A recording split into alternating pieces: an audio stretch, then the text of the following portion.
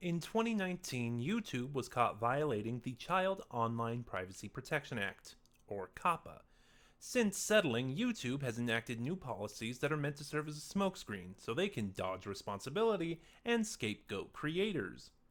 As such, for my own protection, it is my obligation to advise you that this video is not aimed at children. My target audience is not children. Parental discretion is advised. Hey guys, how's everyone doing? This is the Sentinel watching over Geekdom, and welcome back to Sentinel Reviews. We are continuing our look at the 10th Doctor and River Song with Precious Annihilation, released in November of 2020, written by Lizzie Hopley, directed by Nicholas Briggs. Precious Annihilation stars David Tennant as the Doctor and Alex Kingston as River Song. As always, I will be discussing spoilers. Since this is a new release, I will try to be more tight-lipped on them, but if you're curious, in the description box below, you'll find the link to Big Finish's website where you can buy Precious Annihilation, or you can get it as part of the 10th Doctor and River Song box set. And this, after the brilliant start that was expiry dating, Precious Annihilation is a bit of a letdown. I think part of it is because the story is just so standard. And for me personally, and I'll talk about this a little bit later too, there's some pacing issues, and a lot of the story comes off, well, not a lot of it, but parts of the story come off as feeling rushed. So, this story opens with the unearthing of the Cheapside Hoard. Now, if I remember right, I only did a scant amount of research on this, so forgive me if I'm wrong. The Cheapside Hoard was a collection of, I believe, crown jewels. Again, I could be wrong on that, but they were jewels that were unearthed during an excavation of a basement building of a basement in the building of a building in Cheapside. And right off the bat, I was kind of worried. I thought this was going to be one of those bog standard, oh hey, historical artifact is actually alien type of stories. Those don't come up a lot in Doctor Who, but it does happen. Usually it's more historical figure is tied into alien stuff going on, but sometimes the whole historical artifact does happen. Anyway, so what happens is some of these jewels cause implosions, killing the excavators who found them.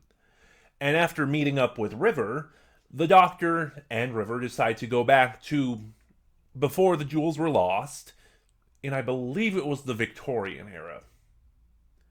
Yes, I'm pretty sure it was the Victorian era, as opposed to the Elizabethan or the Edwardian era. That's another problem with this story. Because it is so average, it's kind of difficult to retain details. One thing that's not difficult to retain, however, is the Doctor here. Because, wow. David Tennant is giving a great performance, but this is kind of an issue I have with the 10th Doctor. Remember in expiry dating how I said the 10th Doctor is the most obnoxious incarnation of the Doctor? He is, and he is here in full force. He is written here exactly how he was in the series, which may be good for accuracy, but for me, someone who is not a fan of the 10th Doctor, it doesn't work. Like I said, what made expiry dating work is that he was toned down so much. Here, he is here in full force. Thankfully, it's not bad, though. It could have been worse. He's just annoying. He's not unbearable. River is really good, though, but I do enjoy River, and I love their camaraderie, and I love their repertoire. They have this back and forth, and a lot of this story is River taking charge, which really flusters the Doctor, because sure, he knows a little bit more about River at this point, but he doesn't know everything, and River sort of teasing him about his future still flusters him. During the making of for this entire series, David Tennant described it as he doesn't like that someone he barely knows so much about him. It gets under his skin, it unnerves him, and it really shows. And it's a really nice depiction of their relationship. Because again, River was much more secretive in the Diary of River Song. Her relationship with the Doctors could never reach that point. But again, because the 10th Doctor already knows her somewhat, there is more freedom for River to be who she is. The B plot of this story focuses on a man named Gerard. I'm forgetting his last name. Sorry. But Gerard is a jeweler. He travels the world and finds precious jewels, and I believe he also cuts and shapes them for jewelry. And he had a wife named Amara. I'll talk about more about that in a second, because that's where the alien nature of this story comes in. And they work together. Now, at the beginning of this story, Gerard is in Persia, and he's sailing back with a massive collection of jewels. He's sailing back to England with a massive collection of jewels. And this is really where the rush nature of this story comes in, as because the B plot takes place mostly from the point of view of the sailors of the ship, specifically the captain, who is a new captain, and the porter, who's been charged with looking after Gerard Pullman. Gerard Pullman, that is his name. And Gerard keeps flaunting his riches, and he pays the entire crew very handsomely with wages worth in jewel with more in jewels than they could ever make in a year. And a lot of this begins to unnerve the crew. A lot of this begins to unnerve the crew and sort of starts making them paranoid, like maybe there's bad luck or something. And when tragedy starts striking the ship, they begin to turn on Gerard. And that's where this issue is. Like I said, because we never see it happen. We never see this paranoia strike the crew. We never see them sort of succumbing to this madness, to this paranoia. Every time we cut to the B plot until it wraps up, it's always the captain and the porter talking about what's happening with the crew and with Gerard. But it never gets shown. It's never depicted. So, which I think leads to the rushed nature of the story that I was talking about, and some of the pacing issues. Also, because, we're not seeing it, we just have to take these two characters' word for it. There is no tension to it when the big turn finally happens.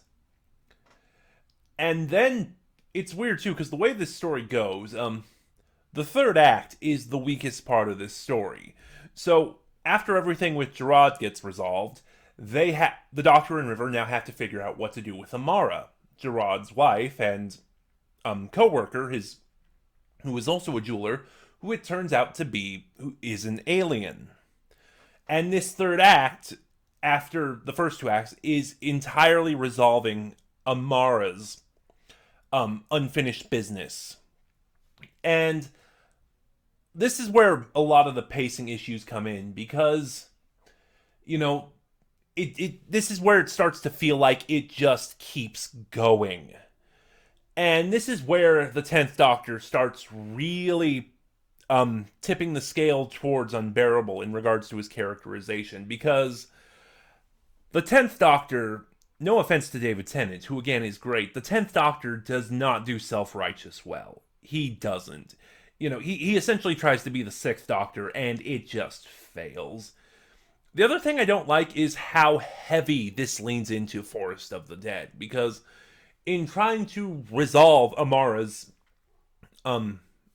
business with the Earth, what the 10th Doctor is proposing leans very heavily into the ending with Forest of the Dead, specifically in regards to River's song. And it's very ham-fisted how it's done. But yeah, Precious Annihilation just barely manages to scrape an above average. It's okay, but it's nothing really to write home about. And I really find my issues with the 10th Doctor in particular, and as well as the pacing of the story, really kind of bring it down. And on top of it just being very standard and unmemorable, I'm going to give Precious Annihilation a 6 out of 10. But we have one more to go, so join me next week with the finale of the 10th Doctor and River Song.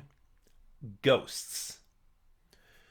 But those are just my thoughts on Precious Annihilation. What are yours? Start a conversation in the comments below. Remember to like, comment, subscribe. Click the bell next to subscribe to get notifications when I upload. In the description box below, you'll find the link to my Twitter where you can follow me and get updates on the channel. This is the Sentinel, watching over Geekdom, and I'll see you guys next time.